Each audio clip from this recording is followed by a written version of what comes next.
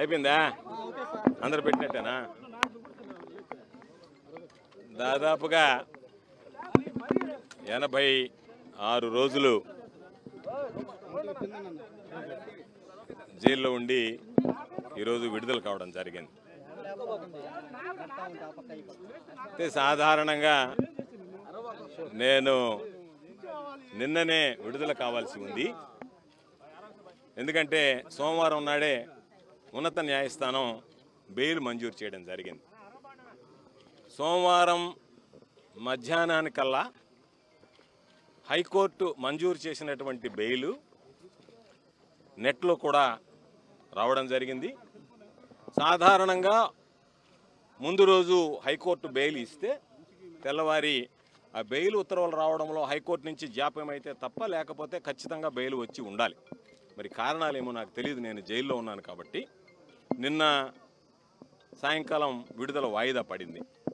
అయితే నిన్న పాపం నా కోసం జనం వచ్చారు, ఈరోజు కూడా అదే జనం మరలా రావడం జరిగింది. నాకున్నటువంటి ఆస్తి ఈ జిల్లా ప్రజలు, ప్రత్యేకించి సర్వేపల్లి నియోజకవర్గానికి సంబంధించినటువంటి కుటుంబాలు, వన్నె తరగనటువంటి వాళ్ళ ప్రేమ అభిమానాలు. ఈరోజు ఈ కేసును గురించి ఎక్కడా మాట్లాడకూడదు అనేటువంటిది హైకోర్టు విధించినటువంటి నిబంధన, షరతు. కాబట్టి ఆ షరతులకు లోబడి ఈరోజు ఈ హైకోర్టు మంజూరు చేసినటువంటి బెయిల్ విషయంలో నేను ఏది కూడా వ్యాఖ్యానించదలుచుకోలేదు. అయితే బహుశా నెల్లూరు జిల్లాకు సంబంధించి 2 సార్లు శాసనసభ్యుడిగా, ఒకసారి జిల్లా పరిషత్ చైర్మన్గా, ఒకసారి మంత్రిగా పనిచేసినటువంటి వ్యక్తిని ఇన్ని రోజులు జైల్లో పెట్టడం అనేటువంటిది ఇది ప్రథమంగా జరిగింది. అంటే ఎక్కడ లేనటువంటి సాంప్రదాయాలని ఈరోజు కూటమి ప్రభుత్వం పరిచయం చేస్తుంది. అయితే ఈరోజు ఒక్కసారి ఆలోచన చేస్తే ఎంత బాధాకరమైనటువంటి విషయం అంటే, నాకు నవ్వాలనో ఏడవాలనో తెలియనటువంటి దుస్థితి. 6 కేసులు నా మీద సోషల్ మీడియాలో పెట్టారు. నేను అధికారంలో ఉన్నప్పుడు, మంత్రిగా ఉన్నప్పుడు నా మీద చేసినటువంటి విమర్శల మీద ఒక్కసారి కూడా నేను సోషల్ మీడియాలో కేసు పెట్టించినటువంటి దాఖలాలు లేవు. 6 కేసులు పెట్టారు. ఆ తర్వాత మరలా ఈరోజు హైకోర్టు మంజూరు చేసినటువంటి ఈ కేసు పెట్టారు. దాని మీద 7 పీటీ వారెంట్లు వేశారు. 7 పీటీ వారెంట్లు ఎంత నవ్వొచ్చాయంటే, ఎప్పుడో ఎన్నికల కమిషన్ టైంలో జరిగినటువంటి లిక్కర్ కేసు. ఆ రోజు మా ప్రభుత్వం అధికారంలో లేదు. ఆ కేసు రిజిస్టర్ అయింది. కూటమి ప్రభుత్వం అధికారంలోకి వచ్చింది. ఆ రోజు కూటమి ప్రభుత్వంలో పనిచేసేటువంటి అధికారులే దాని మీద విచారణ జరిపి ఛార్జ్షీట్ ఫైల్ చేయడం జరిగింది. 1 సంవత్సరం తర్వాత మరలా ఛార్జ్షీట్ రీఓపెన్ చేయాలి, ఎంక్వైరీ చేయాలని చెప్పి ఓపెన్ చేసి, ఎవరో ఒక వ్యక్తి, ఎంత హాస్యాస్పదం అంటే, నేను ఎన్నికల్లో వెళ్ళినప్పుడు ప్రచారంలో మీ అందరికీ లిక్కర్ పంచుతాను, ఓట్లు వేయండి అని చెప్పానంట. దాని మీద ఒక వ్యక్తి మమ్మల్ని ప్రశ్నించాడంట, సార్ ఓట్లు అడగడం ధర్మమా, లెక్కరిస్తామని. దాని మీద మేము దాడి చేసామంటే ఎక్కడ పత్రికల్లో, మీడియాలో ఎక్కడ రాలే. అది దాని గురించి చెప్పి ఒక కేసు. అదే పందాలో పంటపాలెంలో జరిగినటువంటి దాంట్లో అదే విధంగా సేమ్ మ్యాటర్ మీద ఒక కేసు. ఆ తర్వాత ఎక్కడో కనుపూరు కెనాల్ మీద ఒక కేసు.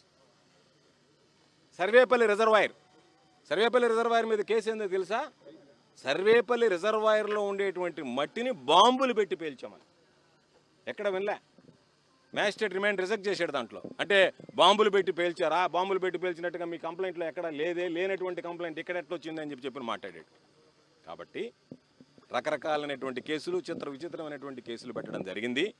ఏది ఏమైనా మా నాయకుడు వైఎస్ జగన్మోహన్ రెడ్డి గారు, ఆయన పాపం మేము కానీ, మాకు సంబంధించినటువంటి నాయకులు, కార్యకర్తలు, కుటుంబ సభ్యులు లాంటి జిల్లా ప్రజలు కష్టకాలంలో ఉన్నప్పుడు, ఆందోళనలో ఉన్నప్పుడు, ఆయన కనీసం నెల్లూరుకు రావడానికి కూడా నియమ నిబంధనలు పెట్టి నియంత్రించేటువంటి పరిస్థితి వచ్చినప్పుడు వాటన్నిటినీ లెక్క చేయకుండా, లక్ష్య పెట్టకుండా, ఎన్ని రకాలైనటువంటి అవమానాలు వచ్చినా, ఎన్ని రకాలైనటువంటి ఇబ్బందులు వచ్చినా సరే వాటన్నిటిని అధిగమించి నా అనుకున్నటువంటి వాడికి నేను అండగా నిలవాలనేటువంటి లక్ష్యంతో ఈరోజు నెల్లూరుకు రావడం.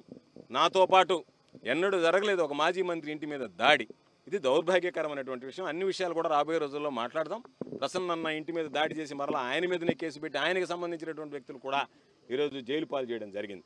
కాబట్టి ఇవన్నీ వింత పోకడలు, విపరీతమైనటువంటి ఆలోచనలతో వచ్చేటువంటివి.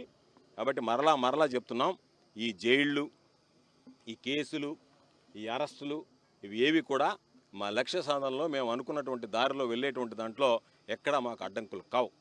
తాత్కాలికంగా ఈరోజు ఒక 90 రోజులు 86 రోజులు జైల్లో ఉన్నామంటే రెండే విషయాలు: ఈ ప్రభుత్వం అనుసరిస్తున్నటువంటి ప్రజా వ్యతిరేక విధానాలు, చంద్రబాబు నాయుడు చేసినటువంటి మోసాలు, చంద్రబాబు నాయుడు చేస్తున్నటువంటి కుట్రలు, వీటి మీద ప్రజల్లోకి తీసుకువెళ్ళడానికి మాకు తాత్కాలికంగా వాయిదా వేసుకోవడం జరిగింది. ఎందుకంటే అందుబాటులో లేము కాబట్టి.